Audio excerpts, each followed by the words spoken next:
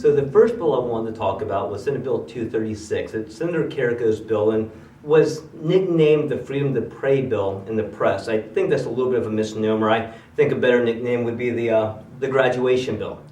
I'm sure you heard about those situations that have occurred over the last year where a student would get up and give a commencement speech at graduation and may thank God during that commencement speech. And it would cause teachers and administrators to get a little uneasy, not knowing what the rule of law really is with regards to those types of comments in that situation.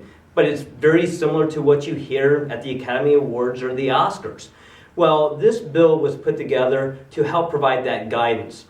The only thing really it has to do with freedom to pray is it is in the section that talks about student-initiated prayer. That is already allowed in the Commonwealth of Virginia by the section of code 22.1-203.1, where it says that students in the public schools may voluntarily engage in student-initiated prayer. That's already there and that's already allowed.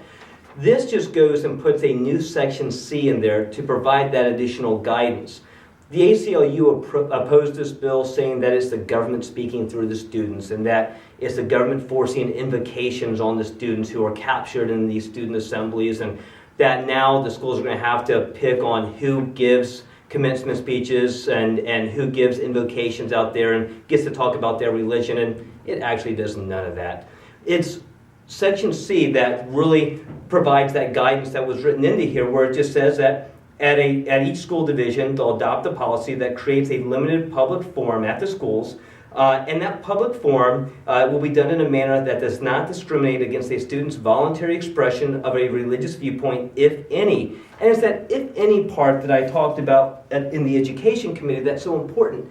You see, this isn't about a school asking a student to give a prayer or a school asking the student to talk about their religion.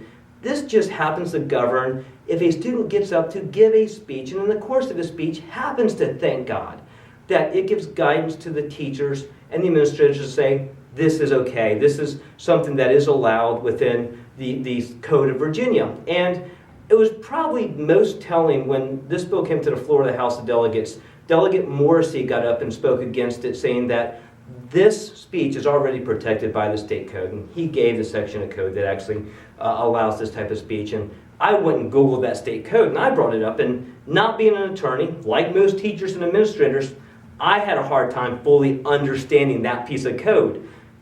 All this does is provide simpler guidance to what, according to Delegate Morrissey, is already allowed.